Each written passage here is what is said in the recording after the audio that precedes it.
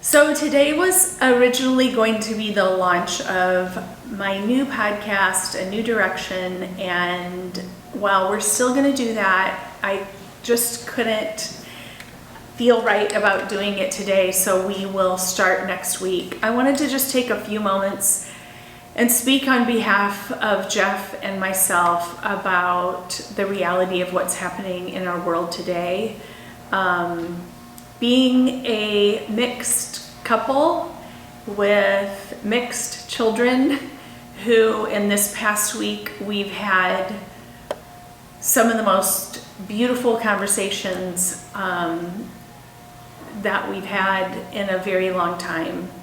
There is a sadness and a heaviness. This weekend we were working because we're working on finalizing these projects that I've been telling you about, and as it gets down to that final finish line, we've just been kind of focused on that. But in the midst of all of it, Jeff was watching the peaceful protests yesterday in St. Louis. Our daughter and her husband were able to experience a bit in LA. Our kids are involved here to the degree that they can, Cameron in particular. There were peaceful protests going on in my hometown of Cedar Rapids, Iowa, and of course New York City, the city that we love. There's so much going on, fighting for justice. And I think last night was particularly heavy. We finally decided let's go have dinner outside at a little place that we love nearby. And as we were sitting, Jeff was watching the peaceful protests in downtown St. Louis, and the comments that were being made are just hard to take. And then last night we got home, we were like, let's relax and have a relaxing evening. We were trying to find something light to watch on television, and stuff started coming through on Facebook, and the reality is that I watched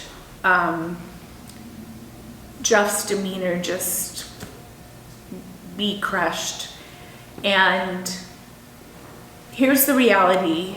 The most beautiful thing that I'm thankful for in our life is that we are surrounded with diversity.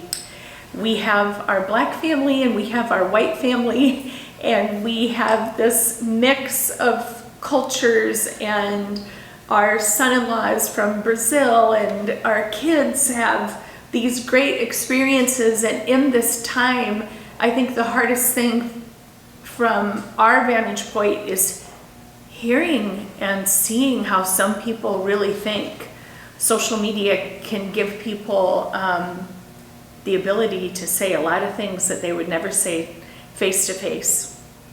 So here's the bottom line. We believe in looking for the good in people. One of the things that we love most about the fashion industry, hands down, is the diversity of it.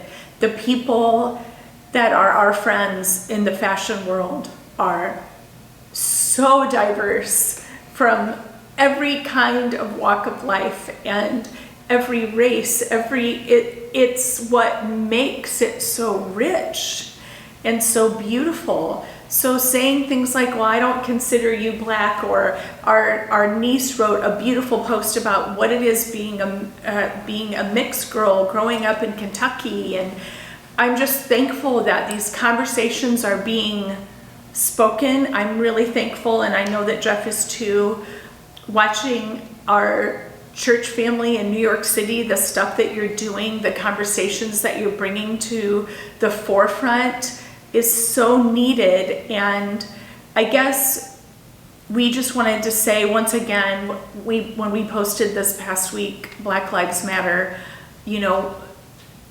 I guess I'm naive to think that people think the way that they think, although I don't think that anymore. I'm not naive to it. Our friend said, I knew you'd probably lose a lot of followers. I didn't think you'd instantly lose 500. And we were like, well, if that's how they feel, we don't want them to follow us.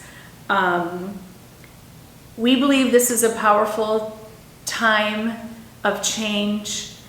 I look at my husband, who's one of the most caring, thoughtful, loving people, and I hate the pain that I see in him. And I just want to say, on behalf of everybody that's a part of Mother, we're proud of you speaking your voice. We're proud of you that are participating in peaceful protests. We're proud of you speaking up for the injustice. And I really do believe that this is going to be a time that's going to change everything. And it's lit a fire in the two of us for sure, and in our family.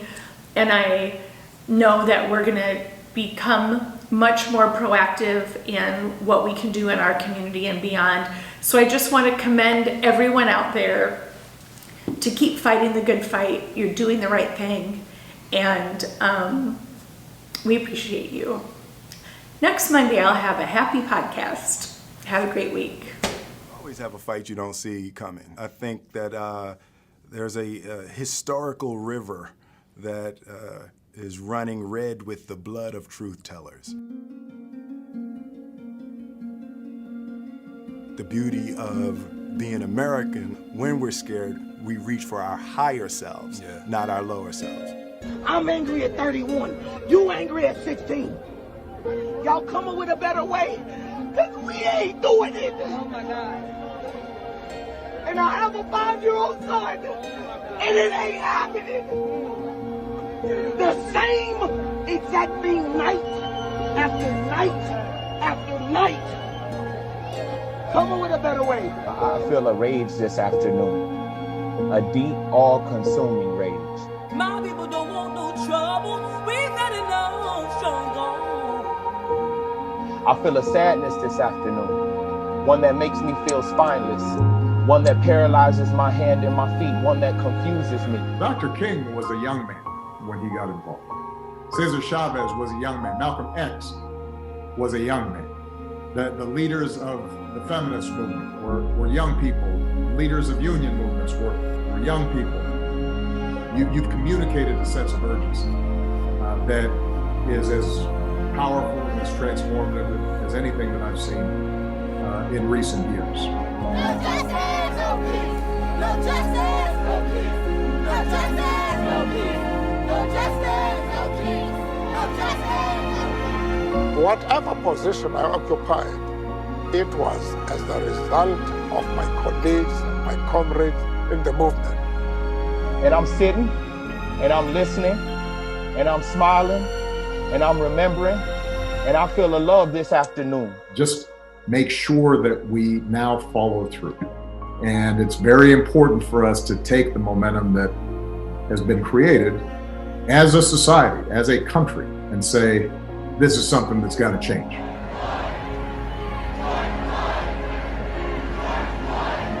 The very fact that we have filed these charges means that we believe in them.